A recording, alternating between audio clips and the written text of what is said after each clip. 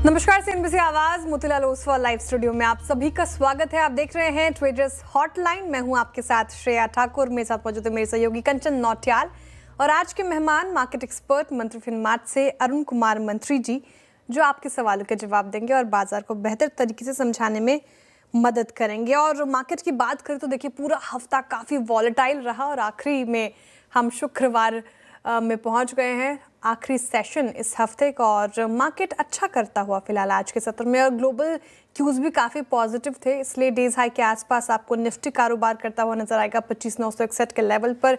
Bank Nifty में भी अच्छी तेजी है, 160 अंकों से ज़्यादा की मजबूती। एक बार ब्रेथ रखिए स्क्रीन पर, समझ में आएगा दर्शकों को कि जिस तरीके से आज मिड कैप्स और स्मॉल कैप्स में बाइंग नजर आई है। ब्रॉडर मार्केट्स भी अच्छे हालात में, 1926 ऐसे स्टॉक्स जहाँ पर अच्छी खरीदारी, 810 स्टॉक्स पर दबाव। और फार्मा हेल्थ केयर स्पेस आज अच्छी मजबूती के साथ कामकाज करता हुआ। आईटी स्पेस में भी आज रौनक है, आज हमने बात की थी होगी ही। साथ ही ऑटो स्पेस चौतरफा खरीदारी, एक्चुअली कोई भी आपको इंडेक्स या फिर बात करें स्पेस रेड में कारोबार करता हुआ नजर नहीं आएगा। लेकिन सवाल अहम ये कि जो तेजी आज के सत्र में देखने को मिल रही है कितनी टिकाऊ है और आज के लिहाज से क्या करना चाहिए मार्केट में। अरुण कुमार मंत्री जी, गुड मॉर्निंग और स्वागत है आपका कार्यक्रम में, ट्रेडर्स हॉटलाइन में। मार्केट में अच्छी मजबूती, कितनी टिकाऊ, कितना कॉन्फिडेंस आपको आज के सत्र में नजर आ रहा है, और साथ ही ऐसे मूड माहौल में क्या हिदायत ट्रेडर्स को? गुड मॉर्निंग श्रेया जी। ओवरऑल मेरे को लग रहा है काफी दिनों के बाद अगर आप निफ्टी देखते हैं तो 3 दिन के हाई निकले हैं और एक जो ट्रेंड बन चुका था लोअर हाई लोअर लो का, वो एक आज नेगेट होता हुआ नजर आ रहा है। तो डेफिनेटली टेक्निकली तो मुझे लग रहा है एक रिवर्सल के साइन जरूर देखने को मिले। सेकेंड, अगर एफ एंड ओ डेटा भी देखते हैं तो काफी दिनों के बाद स्टॉक फ्यूचर्स में खरीदारी हुई है, इंडेक्स फ्यूचर्स में कम बिकवाली हुई है, साथ ही कैश फिगर्स में भी कुछ ना कुछ बाइंग देखने को मिल रही है। तो कहीं ना कहीं मेरे को लग रहा है मार्केट में एक रुझान बन रहा है शॉर्ट कवरिंग का। ये जो शॉर्ट कवरिंग होगी वो 26,000 के ऊपर आपको एग्रेसिव देखने को मिल सकती है। तो ओवरऑल मुझे लग रहा है आज का दिन पॉजिटिव रहना चाहिए। 25,800 25,700 ये एक स्ट्रॉन्ग सपोर्ट मार्केट में अभी भी बना हुआ है और मुझे लग रहा है अगर 26,000 निकल जाता है, जिनके चांसेस काफी हाई है आज, तो मार्केट में आपको एक कवरिंग देखने को मिलेगी। तो निफ्टी बैंक और निफ्टी आईटी ये दोनों सेक्टर मुझे लग रहा है लीड करना चाहिए और 26,000 के ऊपर आपका ब्रेकआउट कंफर्म होता हुआ नजर। निफ्टी बैंक और निफ्टी आईटी यहाँ पे अच्छी तेजी दिखाई दे रही है और 26,000 के ऊपर हो सकता है कि एक ब्रेकआउट हमें शानदार तरीके से देखने को मिले। Mantri ji, good morning. First of all thank you so much ये निफ्टी बैंक निफ्टी के ऊपर अपनी रणनीति बताने के लिए। इसके अलावा आपकी स्क्रीन के ऊपर वो नंबर लेके आते हैं जिसके थ्रू आप और हम हो सकते हैं कनेक्ट। व्हाट्सएप नंबर आपकी स्क्रीन के ऊपर आ गया है, इसे प्लीज नोट डाउन कर लीजिए। इसके थ्रू आपके जो भी पोर्टफोलियो से जुड़े हुए सवाल है वो आप हम तक पहुंचा सकते हैं। अपार्ट फ्रॉम दिस, हमारे जितने भी सोशल मीडिया प्लेटफॉर्म है वहां पे आप सीएनबीसी आवाज को, श्रेया ठाकुर को, कंचन नौटियाल को भी टैग करके अपने पोर्टफोलियो से जुड़े सवाल पूछ सकते हैं। चलिए आगे बढ़ा जाए। उसी कड़ी में जो पहले दर्शक हैं आगरा से हमारे साथ जुड़ गए हैं, Pratik ji. Pratik ji, good morning. Good morning ma'am ji, क्या सवाल? मैम, मेरे पास 1500 शेयर हैं ओला के एट द रेट ऑफ 44 और 500 शेयर हैं एसजेवीएन के एट द रेट ऑफ 94 और इनको मैं 1-1.5 साल तक होल्ड कर सकता हूँ, तो इसके ऊपर व्यू चाह रहा था आपका। ओके, शुरुआत ओला इलेक्ट्रिक मोबिलिटी के साथ कर लेते हैं। वैसे भी ये पिछले 3 दिनों से लगातार खबरों में बना हुआ है। जो कंपनी के प्रमोटर है भावेश अग्रवाल, वहां पे स्टेक सेल की खबरें जो है वो सामने आई है। करीब 334 करोड़ के जो शेयर्स हैं वो पिछले 3 दिनों में बेच दिए हैं और उनके ऊपर जो डेट था लोन रीपेमेंट को लेके वो था 260 करोड़ का, यानी कि वो पूरा वहां से एडजस्ट होके भी ऊपर आ गई है सेलिंग। जबकि उन्होंने पहले दिन जब स्टेक सेल किया था ये बोला था कि इसके बाद फर्दर हमें सेलिंग प्रमोटर एंटिटी की तरफ से होती हुई दिखाई नहीं देगी। अब इसमें करा क्या जाए? 44 की खरीद है और अगर इसका चार्ट देखा जाए तो 134 के लेवल से ये 33 तक फिसलते फिसलते आ गया है। अगर सोशल मीडिया में देखें, बाकी चीजों में देखें तो काफी मिक्स्ड व्यूज है। कोई बोल रहा है कि लॉन्ग टर्म पर्सपेक्टिव के लिए आप लोअर लेवल पे एक्यूमुलेट कर सकते हो, कोई बोल रहा है कि कंप्लीटली आपको अवॉइड करना चाहिए। लेकिन सही स्ट्रैटेजी होगी क्या, ये जानते हैं मंत्री जी से। मंत्री ji, good morning once again, और प्लीज ओला के ऊपर आपका क्या व्यू है, क्या करना चाहिए? 44 की खरीद है, 1500 शेयर्स हैं पोर्टफोलियो में। कंचन जी, गुड मॉर्निंग। क्लियर एग्जिट की सलाह रहेगी, कोई होल्ड करने की सलाह स्टॉक पे नहीं है। इनफैक्ट 40 के नीचे ब्रेकडाउन हुआ है और ब्रेकडाउन काफी ब्रूटल वॉल्यूम्स के साथ देखने को मिल रहा है। नो डाउट आज थोड़ा ऊपर आया है क्योंकि प्लस शेयर्स का जो भी इशू था खत्म होता हुआ नजर आ रहा है, पर इसमें खरीदारी की सलाह नहीं है। और अगर आपको 35-36 मिल जाता है मार्केट के मोमेंटम के साथ, तो एग्जिट करना चाहिए, सेल ऑन राइज की ही स्ट्रेटेजी रखें।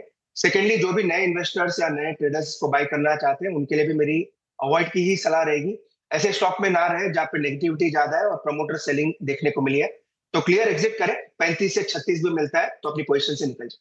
ओके, तो एग्जिट करने की सलाह 35-36 पे भी आप अपनी जो पोजीशन है उसको एग्जिट करके चल सकते हैं। एक सवाल इनका है SJVN के ऊपर, 94 की बाइंग है। अगर 2023 से मिड से 2024 मिड तक देखें, जुलाई तक, तो शानदार इजाफा यहाँ पे देखने को मिला। 40 से हमें करीबन 160 तक की रैली, लेकिन उसके बाद लगातार लोअर लोज यहाँ पे बनते हुए नजर आ रहे हैं। क्या लग रहा है कि अब ये वापस से अपनी जो ऊपर की जर्नी है उसकी तरफ जाएगा, या यहाँ से भी डाउनसाइड और बाकी है? देखिए, SJVN ये भी चार्ट काफी वीक है। इनफैक्ट 75 के नीचे ब्रेकडाउन हो चुका है, मंथली वीकली दोनों ही चार्ट पे ब्रेकडाउन है। अगर यहाँ से मोमेंटम भी बन जाता है तो मैक्स टू मैक्स मुझे लग रहा है 75 तक जा सकता है, जिसका आप कह सकते हैं 8-9% की तेजी आपको यहाँ से भी देखने को मिल सकती है।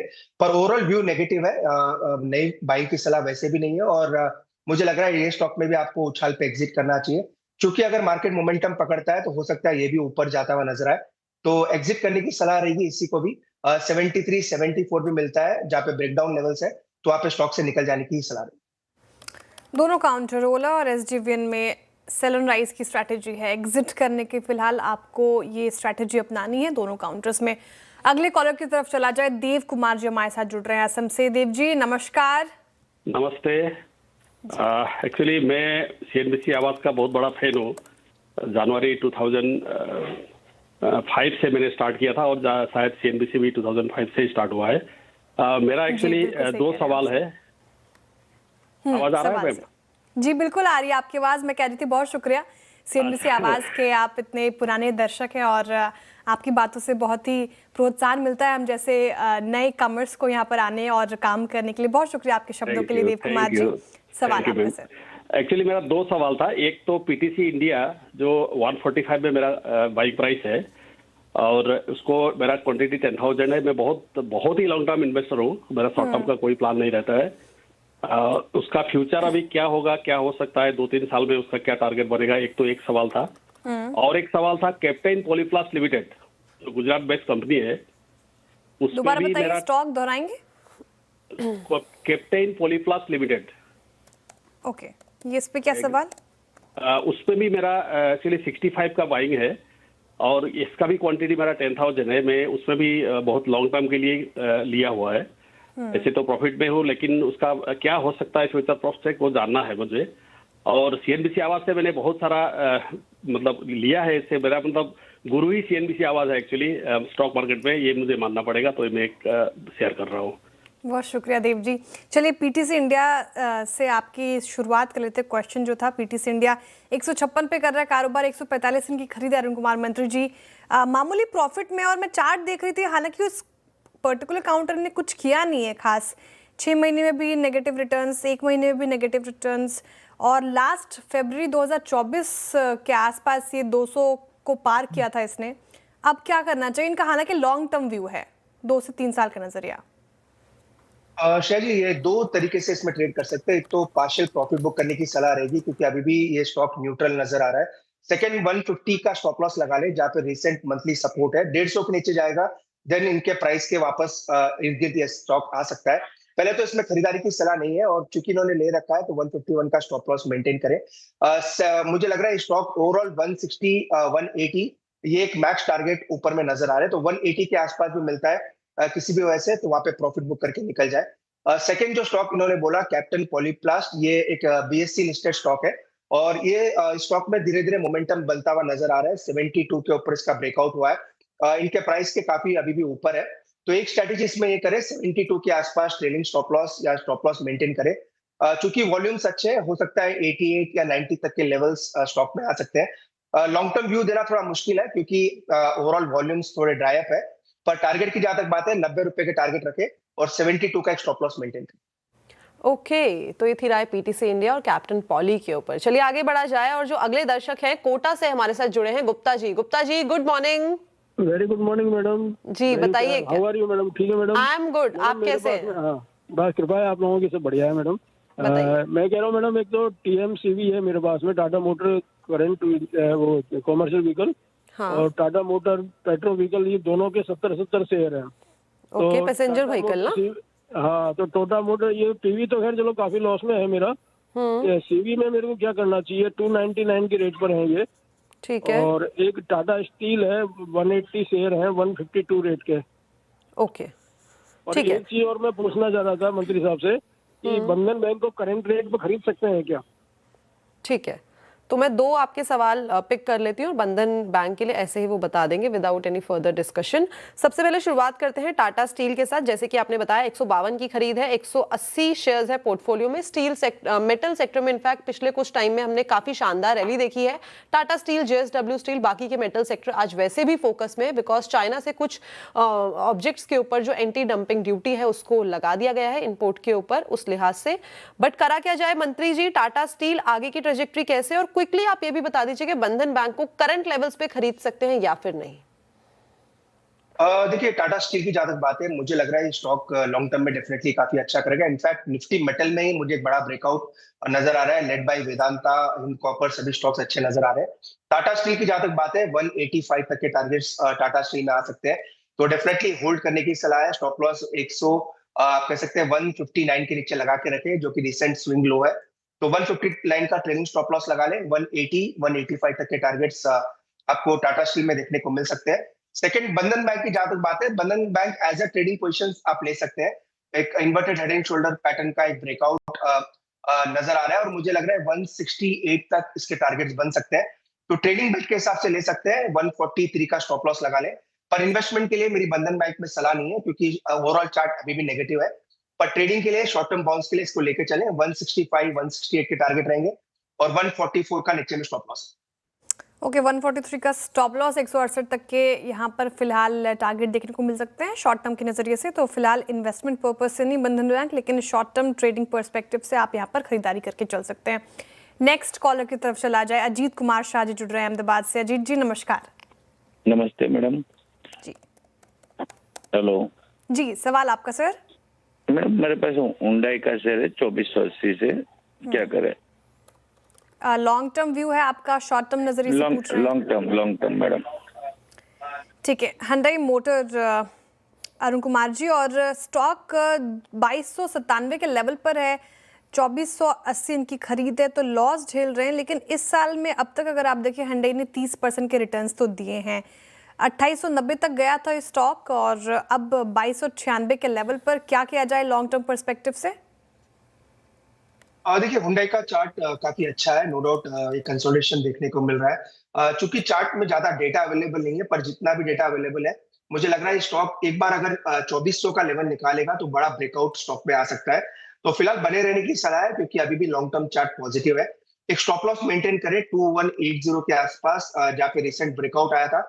2180 के ऊपर जैसे स्टॉक निकला, स्टॉक ने 2800 तक के लेवल्स छुए थे, तो मुझे लग रहा है उसी का स्टॉप लॉस लगाए। और ऊपर में 2400 पहला टारगेट है, अगर 2400 निकलता है तो 2680 तक के टारगेट स्टॉक में आ सकते हैं। तो कोई दिक्कत नहीं है, बने रहे, पर 2180 का स्टॉप लॉस मेंटेन। ओके, ये थी राय हुंडई मोटर्स पे। 2400 से लेके 2680 तक के टारगेट देखने को मिल सकते हैं। 2180 का आपको लगाना होगा स्ट्रिक्ट स्टॉप लॉस। अगले दर्शक मुंबई से बिरादर जी हमारे साथ जुड़े हैं। Biradar ji good morning. Good morning ma'am. जी बताइए। मेरे पास वो इरेडा के 150 शेयर्स हैं, बाइंग रेट एवरेज 145 है। आगे और मेरे को कुछ मेंटेन करके परचेज करना है या फिर उसको मेंटेन करना है कुछ लॉन्ग पीरियड के लिए, जानना चाहता हूँ। ओके, इरेडा 2 साल ही हुए ऐसे लिस्ट हुए हुए। पिछले 2023 दिसंबर 1 दिसंबर को इनफैक्ट ये लिस्ट हुआ था, और उसके बाद कोई बहुत मेजर हमें इसमें अच्छी रैली देखने को नहीं मिली है। एक थोड़ा सा एक अपमूव आया था, लेकिन उसके बाद लगातार एक कंसोलिडेशन फेज में जाते जाते ये लोअर लोज लगाने लग गया। क्या करा जाए? 145 की खरीद है मंत्री जी, और 150 शेयर्स हैं पोर्टफोलियो में। देखिए, उछाल में निकल जाने की सलाह रहेगी। 140 के नीचे इसका ब्रेकडाउन हो चुका है। मुझे लग रहा है अगर मोमेंटम मार्केट में नीचे का बनता है किसी भी वजह से, तो स्टॉक बड़ी गिरावट दिखा सकता है। तो मोमेंटम के हिसाब से अगर 135 भी आपको मिलता है, 135 136, तो एक बार से स्टॉक से निकल जाए। काफी दूसरे अच्छे जो अच्छे चार्ट्स नजर आ रहे हैं, उनमें अच्छा मौका आपको मिल सकता है। तो 135 136 भी मिलता है तो स्टॉक से निकल जाए, और 128 का स्टॉप लॉस फाइनल मेंटेन करें। चार्ट नेगेटिव है, इसलिए फ्रेश खरीदारी की सलाह नहीं रहेगी, उछाल पे एग्जिट करने की ही सोचें। ओके, उछाल पे एग्जिट करना है इरेडा में फिलहाल, फ्रेश खरीदारी की भी सलाह नहीं है। ये बात हो गई इरेडा की। अब अगले कॉलर की तरफ चलते हैं। विजय जी हमारे साथ जुड़ रहे हैं चंडीगढ़ से। Vijay ji, very good morning. Very good morning ma'am. जी, सवाल जी, आपका। मेरे पास एक्सिकॉम के 100 शेयर है एट द रेट ऑफ 200। इसमें थोड़ा लॉन्ग टर्म व्यू क्या रहेगा मैम? एक्सिकॉम क्यों लिया सर आपने, क्या सोच कर लिया? मतलब किसी ने बताया था मैंने, तो इसी वजह से ले लिया था। ठीक है। पिछले वीक तो अरुण जी एक्सिकॉम ने 8% के करीब करीब रिटर्न दिया है, लेकिन 6 महीने में 30% करेक्ट हुआ है। एक्सिकॉम चार्ट्स पे कैसा नजर आ रहा है? 265 तक गया था स्टॉक, 119 पर कर रहा है कारोबार। श्रेया जी, काफी फैंसी स्टॉक था इसका। ओवरऑल मोमेंटम भी अच्छा बना था स्टॉक में, और काफी लोगों ने आप कह सकते हैं काफी एक फैंसी सोशल मीडिया पे स्टॉक का स्टोरी वगैरह भी थी। पर अब मुझे लग रहा है इसकी जो ओवरऑल वीकनेस है वो काफी बढ़ चुकी है। नीचे में एक सपोर्ट है 110 का, जो रिसेंट लो है, तो उसी का स्टॉप लॉस मेंटेन करें। चूंकि स्टॉक काफी करेक्ट हो चुका है और हो सकता है इसमें एक बाउंस आपको देखने को मिल सकता है, तो जब तक वो बाउंस कैरी होता है स्टॉक में बने रहे। पर एक फाइनल स्टॉप लॉस 110 का लगाए, 110 के नीचे जाता है देन ये आपको डबल डिजिट पे भी लेवल्स दिखा सकता है। तो फिलहाल बने रहे जब तक मोमेंटम ऊपर का है, स्टॉक को राइड करें। 110 का एक फाइनल स्टॉप लॉस जरूर मेंटेन करें। ओके, 110 का आपको लगाना होगा फाइनल स्टॉप लॉस। चलिए आगे बढ़ा जाए, और जो अगले दर्शक हैं वो अक्षय जी हमारे साथ जुड़ गए हैं। अक्षय जी, गुड मॉर्निंग। हाय, गुड मॉर्निंग मैम। यस, क्या सवाल? सो माय क्वेश्चन, एक्चुअली मेरा जो सवाल है, मेरे पास में ना आईटीसी के कुछ 100 शेयर्स है एट 208 रुपीज। ओके, उसको क्या करना चाहिए? मैंने बेच देना चाहिए, होल्ड रखना चाहिए? बिकॉज मेरा व्यू ऐसा सच कुछ है नहीं, मतलब लॉन्ग टर्म होल्ड करना है तो I can hold it. And second part of it is, मेरे पास इटर्नल्स के कुछ 50 शेयर्स है एट अराउंड 287। ये मैंने मिड टर्म के हिसाब से सोचा हुआ था। ओके, ठीक है। तो शुरुआत आईटीसी के साथ करते हैं। काफी एफएमसीजी काउंटर पूरा स्ट्रेच हमें होता हुआ दिखाई दिया है। अगर पिछले 2 साल की बात करी जाए तो नेगेटिव टू नो रिटर्न की ट्रेजेक्टरी में ये दिखाई दिया है। क्या करा जाए इस टाइम पे आईटीसी के अंदर, जहां पे बाइंग है 208 की, 2 पैसा यहाँ पे ऑलमोस्ट डबल हो गया है। क्या अपना जो नोशनल प्रॉफिट है उसको बुक कर लेना ही सही स्ट्रैटेजी होगी, या फिर गुड पेरेंट को देखते हुए यहाँ पे स्टिक अराउंड किया जाए? देखिए, अक्षय जी को सलाह यही रहेगी, पहले तो मुझे लग रहा है इनको डीमर्जर के पहले स्टॉक्स मिला है, तो 1:10 का शायद इनको आईटीसी होटल्स भी जरूर मिला होगा। तो मोमेंटम अभी जरूर फिजल आउट है, पर ओवरऑल मुझे लग रहा है कंपनी अच्छी है, और स्टॉक पे हमने व्यू अभी भी पॉजिटिव ही रखा है, तो कोई दिक्कत नहीं है, बने रहे। वैसे भी डीप इन द मनी है, तो कोई दिक्कत इनको आनी भी नहीं चाहिए। 360 370 के आसपास एक सपोर्ट है, तो नोशनली आप कह सकते हैं 360 के आसपास स्टॉप लॉस को ट्रेल कर ले और स्टॉक में बने रहे। मुझे लग रहा है जो भी कुछ टोबैको वगैरह की न्यूज थी सब स्टॉक पे फैक्टर्ड इन है, और जैसे ही थोड़ा मोमेंटम बनेगा स्टॉक अच्छा करना चाहिए, तो कोई दिक्कत नहीं है, बने रहे। 360 का trading stop loss maintain. Okay, तो ये थी राय आईटीसी में बने रहने की सलाह, और इस टाइम पे आपको स्टॉप लॉस लगाना है 360 रुपए का। एक सवाल है इटर्नल के ऊपर। 287 बाइंग है और 50 शेयर्स हैं पोर्टफोलियो में। न्यू कमर कंपनी है, और साथ में इस टाइम पे देखें तो काफी बजिंग कंपनी भी है। क्या करा जाए यहाँ पे? देखिए, शॉर्ट टर्म के लिए लिया है तो 280 का स्टॉप लॉस मेंटेन करें। मुझे लग रहा है चार्ट पे ये एक बार 260 तक के लेवल दिखा सकता है। 260 जो इसका है वो 50% क्या कह सकते हैं गोल्डन रेशियो है, 61.8 फिबोनाची रिट्रेसमेंट, वहां तक एक बार स्टॉक मुझे आता हुआ नजर आ रहा है। तो फिलहाल अगर आपने ट्रेडिंग के लिए लिया है तो 280 का स्टॉप लॉस मेंटेन करें। फ्रेश खरीदारी अगर आपको करनी है स्टॉक में तो 260-65 के आसपास करें, वहां से मुझे लग रहा है मोमेंटम स्टॉक में रिवर्स हो सकता है। तो फिलहाल चूंकि मुझे लग रहा है इनकी ट्रेडिंग पोजीशन है, इसलिए 280 का एक स्टॉप लॉस मेंटेन करें। ओके, 280 का यहाँ पे आपको लगाना होगा स्टॉप लॉस आईटीसी और रिटर्नल के ऊपर। ये थी राय। चलिए, वक्त हो गया एक छोटे से ब्रेक का, लेकिन आप कहीं मत जाइएगा।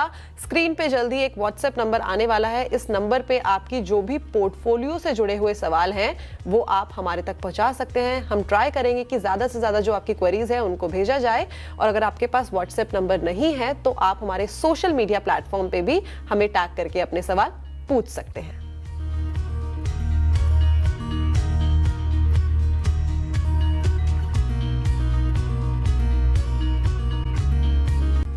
Welcome back. आप देख रहे हैं ट्रेडर्स हॉटलाइन सीएनबीसी आवाज पर, और मार्केट अच्छी बढ़त के साथ कर रहा है कारोबार।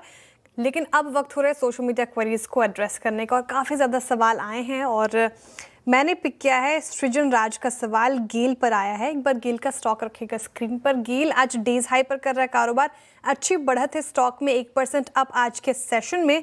और सवाल इनका ये है अरुण कुमार मंत्री जी की, इनकी जो खरीद है वो 198 की है, तो लॉस झेल रहे हैं ये। अब व्यू मांग रहे हैं आपसे, हालांकि इन्होंने मेंशन नहीं किया कि लॉन्ग टर्म या शॉर्ट टर्म, लेकिन आप बताएं अगर दोनों का ही इनका नजरिया हो तो क्या किया जाए गेल में? देखिए गेल स्ट्रक्चर नेगेटिव है, 175 के नीचे ब्रेकडाउन हो चुका है स्टॉक में। अगर मोमेंटम बनता है तो 175 के ऊपर ही चार्ट का स्ट्रक्चर मजबूत रहेगा, तो फिलहाल बने रहे, पर स्टॉप लॉस 161 के आसपास मेंटेन करें जो रिसेंट लोज है। अगर आपका व्यू शॉर्ट टर्म भी है तभी भी स्टॉप लॉस 161 का ही लगाए।